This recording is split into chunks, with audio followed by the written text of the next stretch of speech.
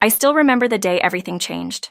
It was a bright morning, and we were supposed to celebrate two major milestones.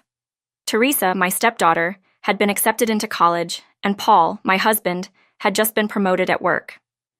We had planned a family celebration that evening, something I thought would bring us closer after years of tension. But when I came home that afternoon, the sight that greeted me shattered any illusion of normalcy I'd been clinging to. Garbage bags. They were piled up in our front yard, filled with my clothes and books, some spilling out and scattered across the lawn. At first, I thought it must be a mistake. Maybe someone had gone through the wrong bags. But as I moved closer, my heart sank. These weren't just random bags of trash, they were my things. I rushed inside, my pulse quickening with each step, hoping to find some explanation. But what I saw upstairs turned my stomach. There, in the middle of the bedroom, stood Paul, Teresa, and my mother-in-law, cheerfully throwing the rest of my belongings into more garbage bags. They barely acknowledged me when I burst in. "Hurry up and leave," Teresa said, her voice flat but with a hint of smugness. "Grandma can't move in until you're gone." "Exactly," Paul added without looking up, his voice casual as if he were commenting on the weather. "We don't need a failure like you around." My mother-in-law, who had never liked me, laughed softly. "Thanks for the college money, though. We'll take that." I stood frozen, disbelief gripping me like a vice. Paul's face was emotionless, Teresa's filled with disdain. And my mother-in-law, she'd never hidden her contempt. But this was a new level of cruelty.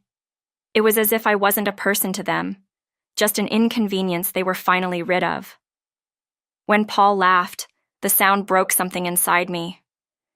"You, earning $10 an hour, really thought you'd be worth something? You're nothing.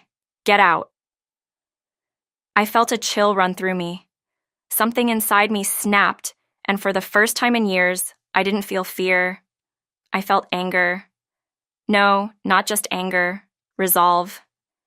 "I'll leave," I said, my voice steady, even though everything inside me was trembling. I turned and walked out. I gathered the bags from the yard, stuffed them into my car, and drove away. As I drove, tears blurred my vision, but I didn't stop. I couldn't stop. I wouldn't let them see me break. I wouldn't let this be the end. It wasn't supposed to turn out like this. 12 years ago, when I first met Paul, he had been nothing but kind. We'd met through work, and his cheerful, outgoing nature drew me to him. He seemed like everything I wasn't: confident, happy, and full of life. At the time, I was an introvert, shy and uncertain about my future. He made me feel like I was someone special, someone who could be loved. We dated for a year before he proposed. I was flustered. I had never seen myself as the kind of woman someone would want to marry. I wasn't glamorous or outgoing. I was simple. But Paul made me feel cherished. He introduced me to his 9-year-old daughter, Teresa, who seemed sweet and shy, just like I had been at her age. We got along well, or so I thought. Everything seemed perfect. Our wedding was modest, just close friends and family. I thought I was stepping into a new life, a new beginning with Paul and Teresa. But it didn't take long for the cracks to show. At first, it was small things. Paul's mother would visit, and though she seemed polite at first, her true nature soon came out. "Kelly, there's dust on the shelf," she'd say, inspecting every corner of the house. "Don't you clean properly?" I smiled, trying to be the perfect daughter-in-law. I would brush off her comments and work harder to please her. But nothing was ever good enough. Paul began to change too, though at first I didn't notice it. He would make comments about my cooking or the state of the house, always comparing me to his mother, who had been a full-time homemaker. "You only work part-time," Paul said one night, his tone sharp. "Shouldn't you have more time to make proper meals? My mother never used store-bought food." I wanted to explain that balancing work and house chores wasn't easy, but I didn't. I just nodded, trying harder to prepare meals from scratch, staying up late at night to finish everything. I thought if I just worked a little harder, things would go back to how they were. I was wrong. As the years passed, Paul's treatment worsened, and Teresa, once sweet, became more like him. She started imitating his words, his tone. When she reached her teenage years, she stopped calling me Kelly and began referring to me as the old lady. It was a punch to the gut every time I heard it. But I kept telling myself that it was just a phase, that maybe when she went off to college, things would improve. I convinced myself that deep down, Teresa was still that sweet little girl I had met. But the reality was that they had both changed. Component placement. Or maybe they had always been like this, and I was just too blind to see it. Paul's verbal abuse grew harsher with every passing day. "I come home tired and this is what I get," he'd say, throwing his lunchbox on the counter. "Frozen food and leftovers. Do you even care about me?"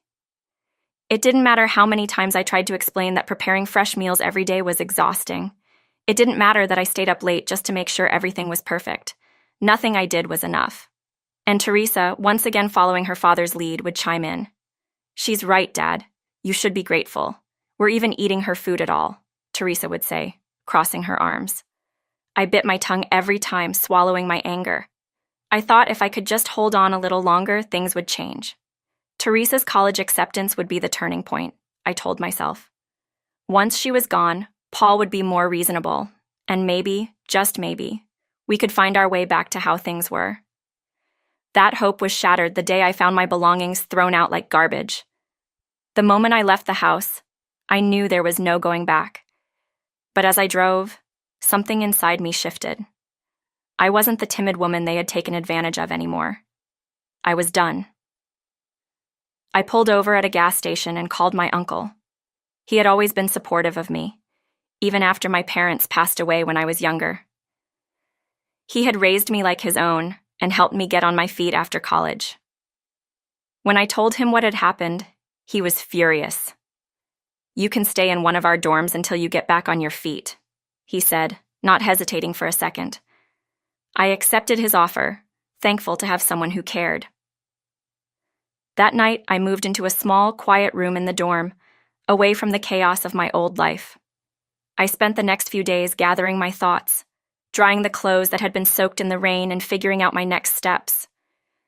I had never lived alone before, but somehow, in that moment, it felt liberating. I wasn't sad about losing Paul or Teresa anymore. I was angry, yes, but I was more determined than ever to take control of my life. They had taken so much from me, my time, my energy, my self-worth. But they wouldn't take anything more. Not now. Not ever again. A month passed quietly, and for the first time in years, I felt a sense of peace. I focused on myself for the first time in what felt like forever. I started writing again, a hobby I had long abandoned during my marriage. It was a small joy, but it reminded me of who I used to be before I became Paul's wife, before I became Teresa's stepmother. Then out of the blue, Paul called. I didn't answer at first. I let it go to voicemail, figuring he was calling to demand something or to hurl more insults my way, but the messages that followed were different. "Kelly, please, pick up the phone." His voice was strained, almost desperate. "Something's wrong. Teresa's college enrollment has been canceled." I smiled as I listened to the voicemail. Of course, it had been canceled. I canceled it. I had withdrawn all the tuition money from the account and moved it into one under my name. Teresa wasn't going to college, not with the money I had saved. When I finally picked up Paul's call, he was beside himself. "You had no right. That money was for Teresa. She worked hard to get into that school." I didn't raise my voice.